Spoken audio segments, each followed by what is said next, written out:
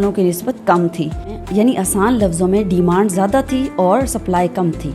जैसा कि हमें मालूम है कि ये बिज़नेस का फंडामेंटल रूल है कि जब डिमांड ज़्यादा हो जाती है और सप्लाई कम हो जाती है तो प्राइसेस डायरेक्टली इंक्रीज़ हो जाती हैं। कि प्राइसेस ज़्यादा होने के और भी फैक्टर्स हो सकते हैं। डिमांड का इंक्रीज़ होना और सप्लाई का डिक्रीज़ होना, इसके कॉजेज़, फैक्टर्स और रीजंस पर तो बात करेंगे ही, लेकिन इससे पहले कुछ ईयरली स्टैट्स को देख लेते हैं। Punjab board of investment and trade का बताना है कि लाइव स्टॉक सेक्टर से 8 मिलियन रूरल फैमिलीज़ को 35 to 40% इनकम मिलती है।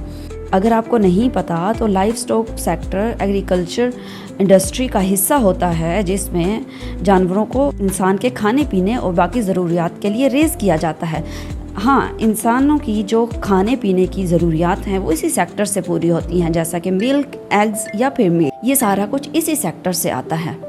साथ में गांव के लोगों को रोज़गार भी इसी सेक्टर से मिलता है। एक्सपोर्ट में भी ये सेक्टर काफ़ी अच्छा काम और रोल प्ले कर रहा है, जैसा कि पाकिस्तान लेदर, मीट या फिर डेयरी प्रोडक्ट्स को एक्सपोर्ट करता है। ईद के मौके पर सेक्रीफाइस बहुत बड़ा होने की वजह से बिजनेस भी उतना ज़्यादा होता है, बिजनेस को भी उतना ही बूस्ट मिलता है। यही वजह है कि पाकिस्तान में रूरल फैमिलीज़ को 35 to 40% तक इनकम जनरेट होता है।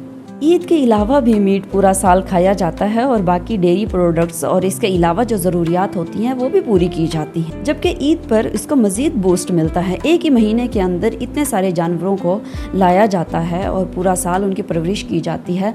एक ही महीने के अंदर जो बिज़नेस होता है वो पूरा साल नहीं होता।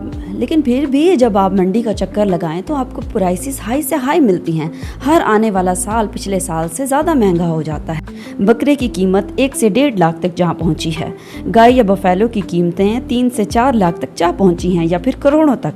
हाँ, करोड़ों में आपको एक लग्जरी गाय मिल सकती है जिसमें एक ख़ास किस्म की खासियत हो सकती है, लेकिन अगर एक डिसेंट गाय की बात की जाए तो उसकी प्राइसेस भी हाई से हाई हैं।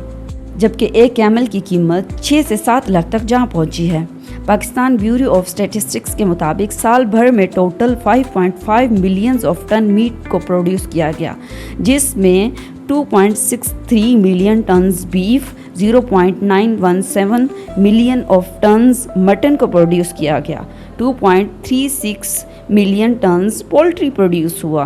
अब आप अंदाज़ा लगाएं कि पाकिस्तान में नॉर्मली इतना मीट तो प्रोड्यूस हो ही रहा है और खाया भी जाता है, और ईद के साथ साथ ईद के मौके पर इसे मज़ीद बूस्ट भी मिल जाता है।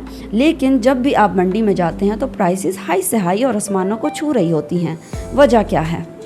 वेट, डोंट वरी, जहाँ पर जानवरों की कीमतें ज़्यादा होती हैं वहाँ पर मुख्तलिफ एस्पेक्ट से मुख्तलिफ रीज़न्स हो सकते हैं कीमतों के इजाफे में, लेकिन इतना बिज़नेस